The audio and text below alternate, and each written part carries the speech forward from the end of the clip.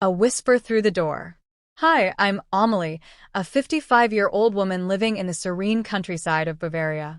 What I'm about to share is a true story, my story, a tale of family betrayal and forbidden love that changed everything I thought I knew about myself and my life. It's a story I never imagined I'd tell, but perhaps in sharing it, I'll find some measure of peace. It all began 13 years ago when I was in my early 40s. I had recently married Carl, a kind but reserved man 10 years older than me. I had hoped our marriage would bring a sense of stability after years of searching for love. However, I quickly learned that stability often comes at the cost of passion. Carl had a son, Lucas, from his first marriage. Lucas was 22 at the time, a quiet, intelligent young man who carried the weight of his mother's loss heavily on his shoulders. Though he was polite to me, it was clear he saw me as an outsider, someone who could never fill the void left by his mother. The moment that changed everything. It was a gray autumn afternoon. Carl had left for a business trip, and the house was unusually quiet. I decided to take a long shower to relax. As the water cascaded over me, I let my mind wander, unaware that the door to my room had been left slightly ajar. I stepped out of the bathroom, a towel wrapped around me, only to see Lucas standing in the doorway. His face turned crimson, and he immediately looked away. "Lucas," I exclaimed, clutching the towel tighter. "What are you doing here?"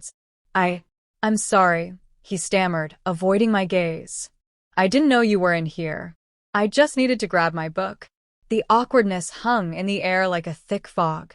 He quickly grabbed his book and left without another word, leaving me standing there, my heart pounding for reasons I didn't fully understand. Unspoken tension. In the days that followed, I found myself thinking about that moment more than I should have. It wasn't just the embarrassment. It was the way Lucas looked at me, the fleeting vulnerability in his eyes. Lucas, too, began to act differently. He was no longer the distant, aloof stepson I had known. Instead, he seemed to seek me out more often, starting conversations about books, music, and philosophy, topics Carl and I never discussed. One evening, as we sat in the living room while the rain tapped against the windows, Lucas turned to me and said, "Do you ever feel like you're trapped in someone else's story?" His words struck a chord. "All the time," I admitted, surprised by my own honesty. That night marked the beginning of something neither of us fully understood. The forbidden night. The turning point came on a cold winter evening.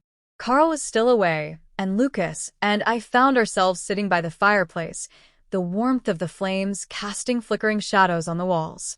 "Lucas," I said softly, "I never asked, but do you blame me for marrying your father?"